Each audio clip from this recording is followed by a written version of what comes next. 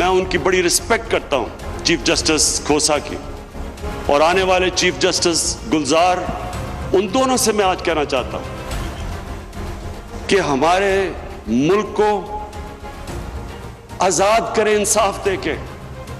یہ جو پرسیپشن بنی ہوئی ہے پاکستان میں کہ طاقتور کے لیے ایک قانون اور کمزور کے لیے دوسرا، طاقتوروں کا تانا یہ ہمیں نہ دیں۔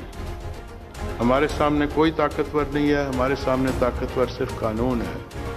جس پرٹیکولر کیس کا حوالہ وزیر اعظم صاحب محترم نے دیا، میں اس پہ کامنٹ نہیں کرنا چاہتا، لیکن ان کو پتہ ہوگا کہ اس کے کسی کے باہر جانے کی اجازت خود انہوں نے دی تھی۔ یا طاقتور ٹیلی فون کر کے فیصلے لکھواتے رہے ہیں، بریف کیس پکڑ کے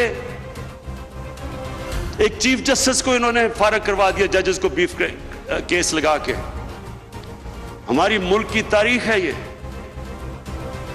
کہ جو طاقتور ہے اس کو ہمارا قانون کا نظام ہاتھ نہیں لگا سکتا۔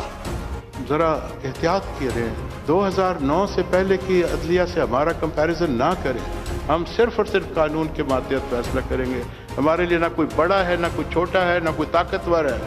آپ کو یاد نہیں ہے کہ ایک پرائم منسٹر کو ہم نے کنوکٹ کیا، ایک اور پرائم منسٹر کو ہم نے ڈسکوالیفائی کیا، ایک چیف آف آرمی سٹاف اور وہ صاحب وہ ان کا مقدمہ کا فیصلہ ہونے وہ جا رہا ہے۔ تمہارے سے پہلے بڑی قومیں تباہ ہوئیں جدھر طاقتور کے لیے قانون اور کمزور کے لیے دوسرا قانون۔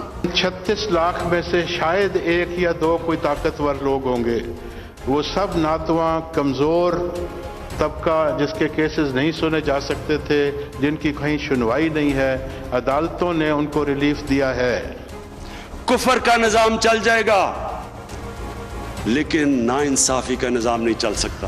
یہ کہنا کہ کوئی امبیلنس ہے، اس پہ ذرا دوبارہ سے غور کیجیے۔ پوری مدد کرے گی گورنمنٹ، جس طرح کی مدد ہمارے سے چاہیے ہم آپ کی مدد کرنے کے لیے تیار ہیں۔ پیسہ ساری جگہ سے پیسہ نکالیں گے لیکن آپ کے لیے ہمارا گورنمنٹ پیسہ آپ کو دینے کے لیے تیار ہے۔ ریسورسز کی بات محترم وزیر اعظم صاحب نے فرمائی ہے، ہم وداؤٹ ریسورسز یہ اچیو کر رہے ہیں، ود نو ایکسٹرا ایکسپینس۔